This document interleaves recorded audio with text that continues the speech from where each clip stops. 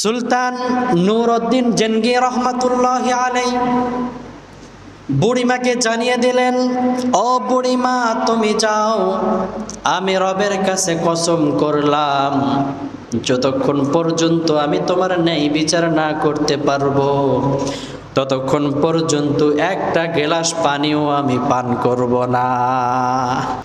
উনার শাসনামলে একজন বিধর্মী বুড়িমা, যে মহিলাটা ইসলাম ধর্মের অধিকারী ছিল না, বিধর্মী মানে উনার ধর্মের না, এইরকম একটা মহিলা উনার দরবারে আসলেন। এসে বলেন, ও সুলতান নূরউদ্দিন জেনগি, তোমার অধীনে আমার সন্তান কাজ করে, রাতে আমার সন্তানকে, আমার ছেলেকে বাড়ির বাহিরে থাকতে হয় তোমার আদেশ, কিন্তু আমার বাসায় একটা যুবক এসে আমার বৌমাকে বিরক্ত করে। নাই এমন মানুষ? ওই জামানাতেও ছিল। রাতে এসে আমার বৌমাকে বিরক্ত করে। তুমি কি চাও যে আমি বিধর্মী এই জন্য তুমি আমার বিচারটা করে দিবে না?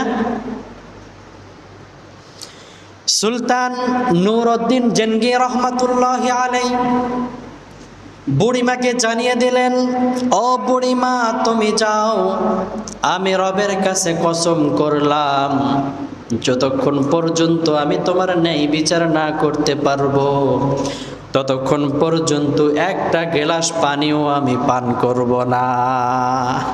কি পরিমাণ ইনসাফ! উনি বললেন তুমি যাও, এর বিচার আমি করব ইনশাআল্লাহ। উনি মনে মনে কসম করলেন, এই বিচারটা না করার আগ পর্যন্ত আমি এক গ্লাস পানিও পান করব।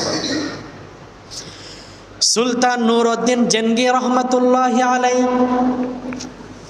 রাত হয়ে যায়। উনি বুড়িমার বাড়িতে গিয়ে উপস্থিত হয়ে যান। উপস্থিত হয়ে যাওয়ার পরে বুড়িমাকে জিজ্ঞাসা করেন, ও বুড়িমা আমি চলে এসেছি।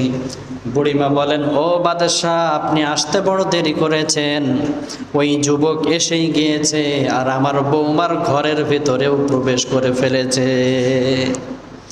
সুলতান নূরউদ্দিন জেনগি রহমতুল্লাহি আলাইহি মনে মনে চিন্তা করেন, আরে আমার বাসার পার্শ্বে এই বুড়িমার বাসা, এখানে বাহিরের লোক আসবে এটা হতে পারে না। মনে হয় আমার পরিবারের কোনো যুবক কিংবা কোনো ছেলে এই কাজটা করে। তার কারণ উনি তো শাসন করতেন পিঁপড়ার মতো, দুর্বল হয়ে না।